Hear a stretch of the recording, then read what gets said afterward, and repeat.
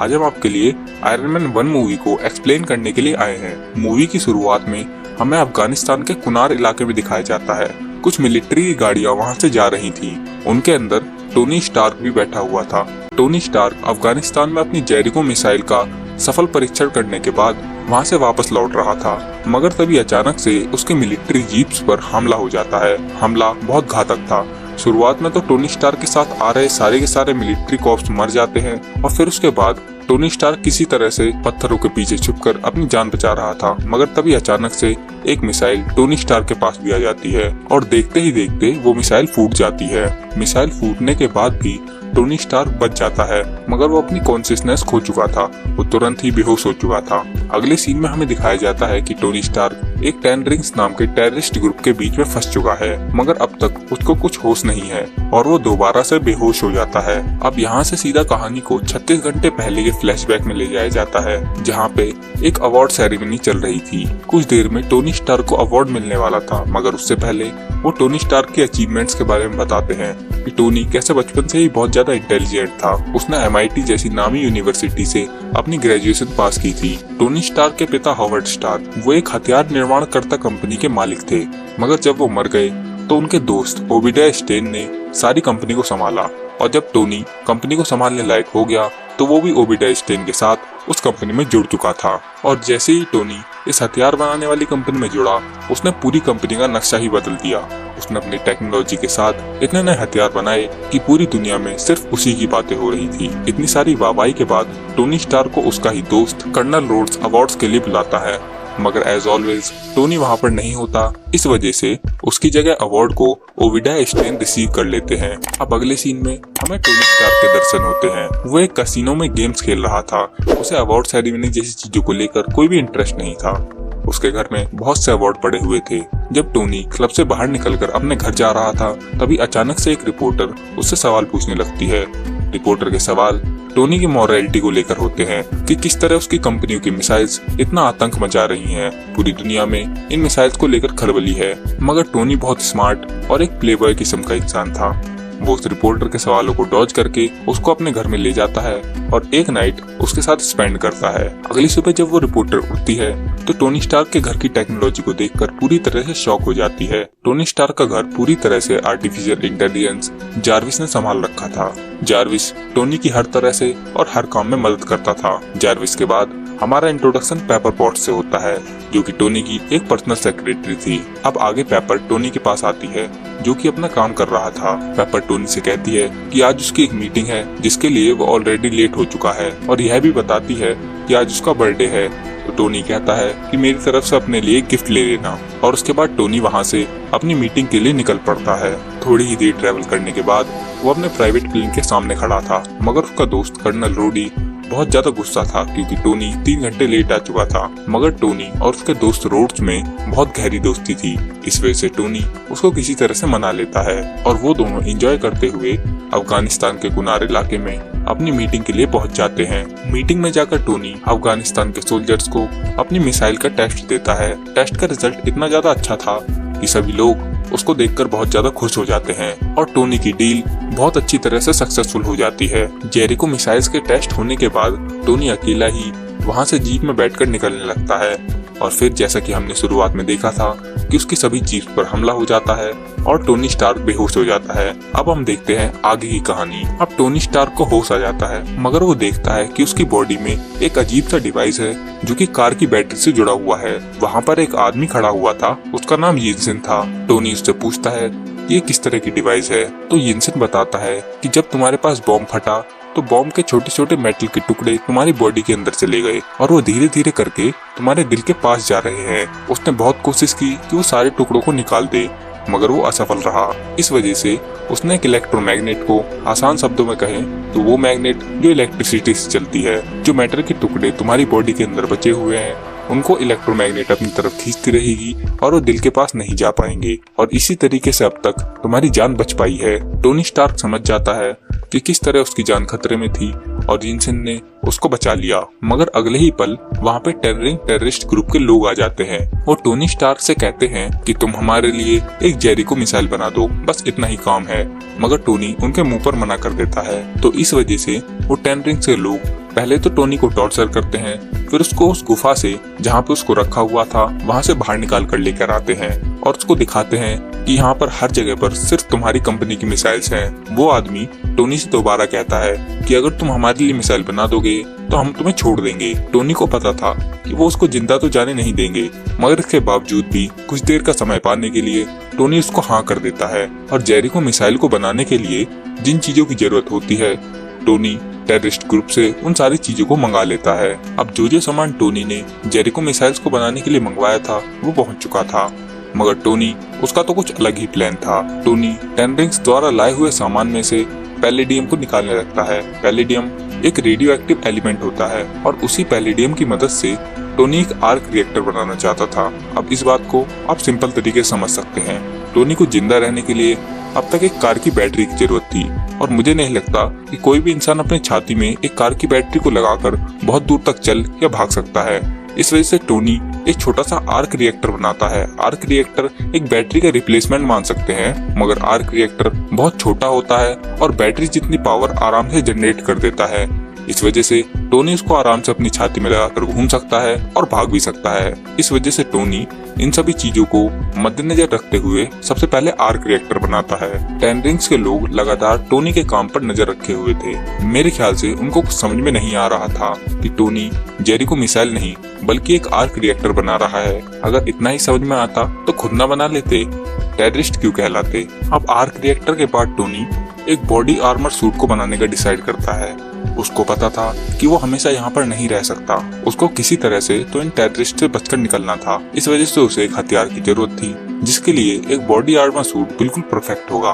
Tony अब उस armour पर काम करना शुरू कर देता है और कड़ी मेहनत के बाद कुछ दिनों में पूरी तरह से उस आर्मर को बना लेता है। मगर तब तक सीसीटीवी के अंदर वो लोग पहचान जाते हैं कि टोनी कोई मिसाइल नहीं बल्कि आर्मर बना रहा है। जैसे ही उनको पता चलता है पूरा टेन रिंग टेररिस्ट ग्रुप उनके कमरे में आने की कोशिश करता है, मगर इस बार टोनी स्टार्क और येंसिन ने अपने कमरे की दीवार में एक बॉम्ब को फिट कर रखा था। जैसे ही गेट खुलता है वो बॉम्ब ब्लास्ट हो जाता है। पूरा टेररिस्ट ग्रुप तुरंत ही चौकन्ना हो चुका था, मगर टोनी स्टार्क का सूट अभी तक पूरी तरह से तैयार नहीं था। उसके अंदर कुछ प्रोग्राम्स को डालना था, तो येंसिन टोनी के सूट में प्रोग्राम्स को डाउनलोड करके टेररिस्ट को रोकने के लिए अकेला ही चला जाता है। येंसिन टेररिस्ट को रोकने की कोशिश तब तक करता है जब तक टोनी स्टार्क का सूट पूरी तरह से बन नहीं जाता, और जैसे ही टोनी का सूट पूरी तरह से बनकर तैयार होता है टोनी अपने उस सूट से कहर बरसाना शुरू कर देता है। वो सभी टेररिस्ट को मारता हुआ आगे बढ़ रहा था।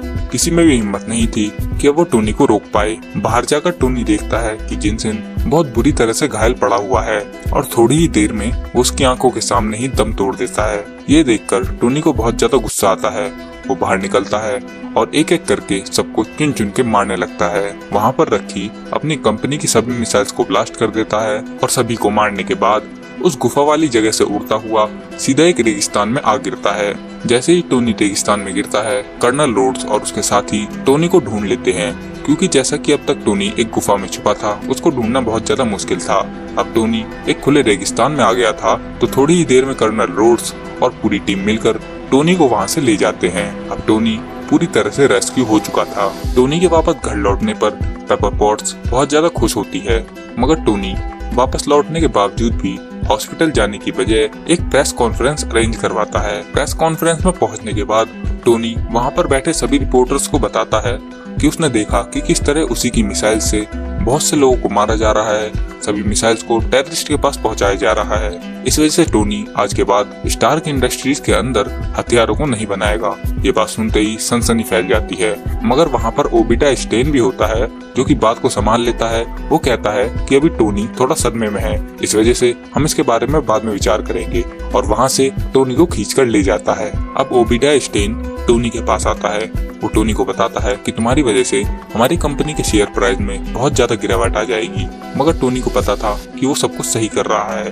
वो कहता है कि हमें हथियारों की बजाय आर्क रिएक्टर के ऊपर ज्यादा ध्यान देना चाहिए, शायद से ये एक रिवॉल्यूशनरी स्टेप हो। टोनी ओबिडा स्टेन को अपना आर्क रिएक्टर भी दिखाता है। ओबिडा स्टेन टोनी से कहता है कि अब तुम पब्लिकली आकर कुछ बातचीत मत करना, बाकी चीजों को मैं संभाल लूंगा। अब आगे टोनी एक नया आर्क रिएक्टर बना लेता है क्योंकि पुराना वाला अब ठीक से काम नहीं कर रहा था। टोनी अपनी सेक्रेटरी पेपर पॉट्स की मदद से नए वाले आर्क रिएक्टर को अपनी बॉडी में फिट करवा लेता है और जब पेपर टोनी से पूछती है कि मैं इस पुराने आर्क रिएक्टर का क्या करूं, तो टोनी कह देता है कि मुझे इसकी जरूरत नहीं और तुम चाहो तो इसे फेंक सकती हो। मगर पेपर उस पुराने आर्क रिएक्टर को फेंकती नहीं है और उसे अपने साथ ले जाती है। अब टोनी कुछ दिनों बाद एक नए प्रोजेक्ट पर काम करता है। उसका नाम वो मार्क 2 रखता है और उसमें वो एक नए सूट को डिजाइन करना चाहता था। इस प्रोजेक्ट की जानकारी वो अभी तक पूरी तरह से सीक्रेट रखता है क्योंकि उसे अब तक किसी पर भरोसा नहीं था। क्या पता वो लोग टोनी के मिसाइल्स की तरह उसके बॉडी आर्मर को भी बेच दे। इस वजह से टोनी जार्विस से कह देता है कि इस प्रोजेक्ट की सारी डिटेल्स को पूरी तरह से सीक्रेट रखा जाए। और वहीं तब तक दूसरी तरफ अफगानिस्तान के कुनार इलाके में 10 रिंग्स के सारे टेररिस्ट मिलकर टोनी स्टार्क के मार्क 1 बॉडी सूट के टुकड़े इधर उधर रेत में खोजकर ढूंढ लेते हैं। अब टोनी मार्क 1 के ऊपर पूरी तरह से काम करना शुरू कर देता है। वो अपना दिन और रात सिर्फ अपने प्रोजेक्ट में लगा रहा था। वो मार्क 1 के उड़ने की बहुत सारी टेस्टिंग करता है। बहुत बार वो फेल भी होता है, मगर वो धीरे धीरे करके अपने सूट के साथ उड़ना सीख जाता है और पूरी तरह से स्टेबल हो जाता है। अब टोनी पहली बार अपने मार्क 2 के साथ बाहर उड़ने जाता है। जब वो आसमान में उड़ रहा था, उसकी खुशी का कोई ठिकाना नहीं था।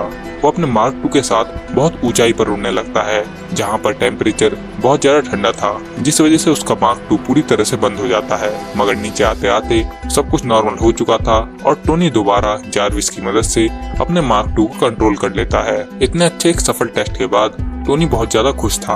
अगली सुबह जब टोनी उठता है तो देखता है उसके लिए पेपर ने कुछ गिफ्ट रखा हुआ है और उस गिफ्ट के अंदर टोनी का पुराना आर्क रिएक्टर होता है। उसमें लिखा होता है कि ये सबूत है कि टोनी स्टार्क के पास भी अपना एक दिल है। और वहीं दूसरी तरफ अफगानिस्तान के कुनार इलाके में सभी टेररिस्ट मिलकर टोनी स्टार्क के पुराने सूट के सभी टुकड़ों को ढूंढ लेते हैं और उन सभी टुकड़ों को पूरी तरह से जोड़ देते हैं। अब आगे हमें दिखाया जाता है कि टोनी को पता था कि उसका सूट पूरी तरह से उड़ने के लिए तैयार था, मगर हाई एल्टीट्यूड पर जाने के बाद सूट पूरी तरह से जम जाता है। तो टोनी अपने सूट के मटेरियल में कुछ चेंज करता है ताकि अगली बार जब वो ऊंचा उड़े तो उसका सूट कहीं जम न जाए। अब टोनी को टीवी में एक न्यूज दिखाई देती है जहां पर उसे पता चलता है कि ओबिडा स्टेन ने एक मीटिंग अरेंज की है और वहां पर टोनी को नहीं बुलाया गया। तो टोनी इस बात का फायदा उठाता है और बिना बुलाए ही उस मीटिंग में पहुंच जाता है। पार्टी के अंदर पहुंचने के बाद टोनी को वही रिपोर्टर मिलती है जिसको हमने मूवी के शुरुआत में देखा था। वो टोनी को पहले कुछ तस्वीरें दिखाती है जहां पर बहुत से टेररिस्ट के पास टोनी की कंपनी की मिसाइलें थी। वो रिपोर्टर कहती है कि इन सभी मिसाइलों की परमिशन तुम्हारी कंपनी ने ही दी है। ये सुनकर टोनी थोड़ा शॉक हो जाता है कि उसकी कंपनी ही इन टेररिस्ट को मिसाइल बेच रही है और जिसके बारे में टोनी को खुद पता नहीं। टोनी ओबिडा से जाकर पूछता है कि क्या हमारी कंपनी टेररिस्ट को मिसाइल बेचती है, तो ओबिडा कहता है कि अच्छा होगा तुम इससे बाहर ही रहो। ये सुनने के बाद टोनी को सब कुछ क्लियर हो चुका था कि उसकी कंपनी की सभी मिसाइलों को ओबिडा स्टेन ही उन टेररिस्ट को बेच देता था और इसी वजह से उसकी कंपनी का बिजनेस इतनी ऊपर तक जा रहा था। अगले दिन टोनी टीवी के अंदर देखता है कि उसी की कंपनी की मिसाइलों के दम पर अफगानिस्तान के अंदर सभी टेररिस्ट ने मिलकर वहां के लोगों की नाक में दम कर रखा है। टेररिस्ट वहां के लोगों को आराम से जीने भी नहीं देते। ये देखकर टोनी को बहुत ज्यादा गुस्सा आता है। वो अपना आर्मर सूट पहनता है और सीधा अफगानिस्तान के गुलमीरा इलाके में पहुंच जाता है। वहां पर पहुंचते ही टोनी स्टार्क सभी आतंकवादियों को मार देता है और जितनी भी मिसाइलें उनके पास होती हैं वो एक साथ सभी को ब्लास्ट कर देता है। मगर इस ब्लास्ट की खबर यूएस मिलिट्री के पास पहुंच जाती है। उनके पास इस ब्लास्ट का कोई रिकॉर्ड नहीं था। इस वजह से यूएस मिलिट्री के प्लेन्स टोनी स्टार्क का पीछा करने लगते हैं। उनको तो पहले ये समझ में नहीं आ रहा था कि वो किस तरह का प्लेन है या फिर कोई छोटा सा ड्रोन है। थोड़ी देर तक वो दोनों प्लेन टोनी की नाक में दम कर देते हैं। वो लगातार टोनी पर मिसाइल्स छोड़ रहे थे। इस वजह से टोनी अपने दोस्त कर्नल रोड्स को फोन मिलाता है। वो कहता है कि जिस चीज के ऊपर तुम वार कर रहे हो वो कोई प्लेन नहीं बल्कि मैं खुद हूँ, इस वजह से तुम अपने प्लेन को हटा लो। कर्नल रोड्स को समझ आ जाता है कि वो टोनी है, इस वजह से वो अपने प्लेन्स को वापस बुला लेता है। और जब प्रेस मीटिंग में उससे पूछा जाता है कि वो अनजानी सी चीज क्या थी, तो कर्नल रोड्स कहता है कि वो जो भी चीज थी वो हमारे दुश्मनों की दुश्मन थी, यानी हमारी दोस्त, इस वजह से हमने उसे जाने दिया। अब अगले सीन में हमें दिखाया जाता है कि ओबिडा स्टेन उस 10 रिंग्स के लीडर रजा के पास आता है और यहाँ पर हमें पता चलता है कि ओबिडा स्टेन ने ही टोनी स्टार्क को इन टेररिस्ट ग्रुप के पास बंदी बनाया हुआ था और वो चाहता था कि ये लोग टोनी स्टार्क को मार दें। मतलब सारे बुरे काम तो ओविडा स्टेन ही कर रहा था। एक तो पहले टेररिस्ट को मिसाइल भेजना और फिर अपने ही दोस्त के बेटे को टेररिस्ट के हाथ मरवाना। बहुत ही बुरा आदमी था। रजा ओविडा स्टेन को बताता है कि टोनी स्टार्क के पास एक सूट है और वो सूट पूरी दुनिया में खलबली मचा सकता है। उस सूट के बल पर हम पूरी दुनिया पर राज कर सकते हैं। और वो ओविडा स्टेन को टोनी स्टार्क का मार्क 1 सूट भी दिखाता है। वो ओविडा से कहता है कि हम दोनों को पार्टनरशिप कर लेनी चाहिए। मैं तुम्हें सूट दे दूंगा और तुम मुझे टोनी को ला कर दे दो। मगर ओविडा तो चालाक था। वो एक डिवाइस की मदद से सबसे पहले तो रजा को पूरी तरह से पैरालाइज कर देता है और उसके बाद उसके सभी टेररिस्ट ग्रुप को मारता है और उस सूट को भी वहाँ से ले जाता है। अब अगले सीन में हमें दिखाया जाता है टोनी पेपर को सब कुछ बता देता है कि ओविडा स्टेन और पूरी कंपनी मिलकर किस तरह कालाबाजारी कर रही है और सभी हथियारों को टेररिस्ट ग्रुप को बेच रही है। इस वजह से लोगों की जान को बहुत ज्यादा खतरा हो रहा है। तो वो पेपर से कहता है कि तुम्हें चुपचाप जाना है और ओविडा स्टेन के लैपटॉप में से सारी जानकारी को इकट्ठा करके इस पेन ड्राइव में लेकर आना है। पहले तो पेपर टोनी को मना कर देती है और कहती है कि इस तरह के काम में तुम्हारी जान भी जा सकती है। मगर टोनी पेपर को समझाता है कि अगर मेरी जान जानी होती तो पहले चली जाती, मगर ऐसा नहीं हुआ। शायद से भगवान भी लोगों की मदद करने के लिए मेरे से ही इस काम को करवाना चाहते हैं। पेपर भी टोनी की बात समझ जाती है और उस पेन ड्राइव को लेकर ओविडा स्टेन के ऑफिस में चली जाती है। कुछ देर तक कंप्यूटर में ढूंढने के बाद उसको सारी फाइल्स मिल जाती हैं और वो उन सभी फाइल्स को पेन ड्राइव में कॉपी करने लगती है। उन्हीं फाइल्स के बीच पेपर को एक सेक्टर 16 नाम का फोल्डर भी मिलता है, जिसके अंदर उसे पता चलता है कि ओविडा स्टेन ने ही टोनी स्टार्क को बंदी बनाया था। पेपर जल्द से जल्द पूरे डाटा के साथ वहां से निकलना चाहती थी, मगर तब तक वहां पर ओविडा आ जाता है। जब तक फाइल कॉपी हो रही थी, पेपर किसी तरह से अपनी बातों में ओविडा को फंसा लेती है और जैसे ही काम पूरा होता है वो चुपचाप वहां से निकल जाती है। मगर ओविडा को इसके बावजूद भी सब कुछ पता चल चुका था, क्योंकि वो जैसे ही अपना कंप्यूटर खोलता है सबसे पहले उसके ऊपर डाउनलोड वाला पेज ही खुला हुआ था। वो समझ जाता है कि पेपर को सारी जानकारी मिल चुकी है। अब ओविडा अपने साइंटिस्ट के पास जाता है। उसके साइंटिस्ट ने मार्क 1 मॉडल की मदद से एक नया सूट तो तैयार कर दिया था, मगर वो लोग आर्क रिएक्टर को नहीं बना पा रहे थे। ओविडा अपने साइंटिस्ट से कहता है कि टोनी स्टार्क ने एक गुफा के अंदर आर्क रिएक्टर को बनाया था, क्या तुम नहीं बना सकते?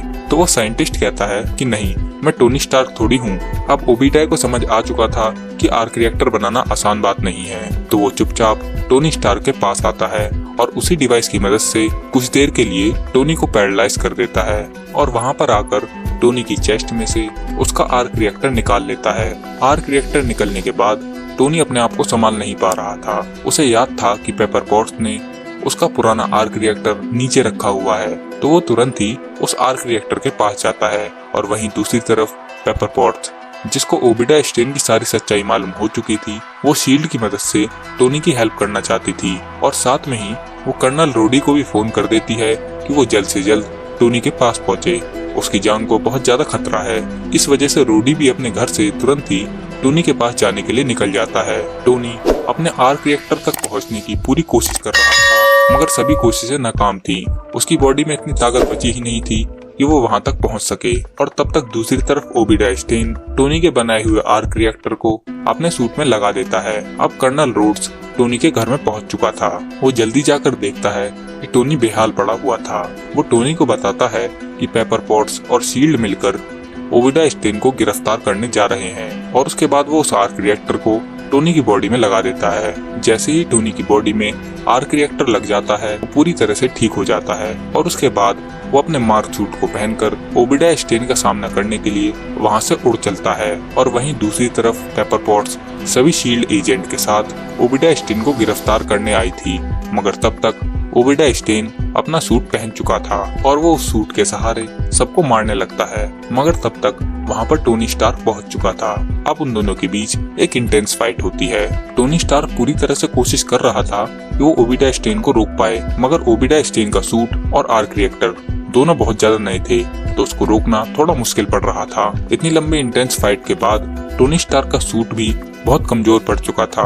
उसके सूट के अंदर बहुत कम पावर बची हुई थी। तो टोनी पेपर पॉट से कहता है कि इसको रोकने का सिर्फ एक तरीका है, जो हमारी कंपनी के अंदर एक बड़ा आर्क रिएक्टर लगा हुआ है। तुम जाकर सीधा जब मैं कहूँ उसके सारे सर्किट को खोल देना। और जैसे ही सर्किट खुलेगा पूरा आर्क रिएक्टर अपनी पावर को बाहर छोड़ेगा और जिस वजह से सब कुछ जलकर खाक हो जाएगा। पेपर जल्द से जल्द पहुंचकर सारे सर्किट्स को दबा देती है और जैसे ही सर्किट दबाए जाते हैं बहुत सारी एनर्जी उस बड़े आर्क रिएक्टर में से निकलती है और उस एनर्जी की वजह से ओबिडा स्टेन का सूट पूरी तरह से जल जाता है और ओबिडा स्टेन मारा जाता है। अगले दिन हमें दिखाया जाता है कि स्टार्क इंडस्ट्रीज में इतना बड़ा हादसा हो चुका है, तो कर्नल रोड्स सारी बातों को संभालकर पूरी मीडिया को बता रहा था कि एक हथियार की वजह से यह हादसा हुआ था। और वहीं दूसरी तरफ टोनी स्टार्क अपनी स्पीच के साथ रिपोर्टर्स का सामना करने के लिए तैयार था। उसकी स्पीच में साफ साफ लिखा था कि जिस समय यह हादसा हुआ मैं उस समय यहाँ पर था ही नहीं और टोनी को जाकर सबके सामने यही बोलना था, सब कुछ सॉर्ट हो जाना था। मगर टोनी जैसे ही रिपोर्टर्स के सामने पहुंचता है उसका मूड बदल जाता है। वो अपनी लिखी हुई स्पीच को पढ़ने के बजाय सभी रिपोर्टर्स के सामने कह देता है कि आई एम आयरन मैन और पूरी तरह से खलबली मच जाती है। और इस मूवी के पोस्ट क्रेडिट सीन में हमें दिखाया जाता है कि टोनी स्टार्क के पास शील्ड के डायरेक्टर निक फ्यूरी आते हैं। वो टोनी के सामने एवेंजर्स का प्रस्ताव रखते हैं और इस एंड पर यह मूवी खत्म हो जाती है।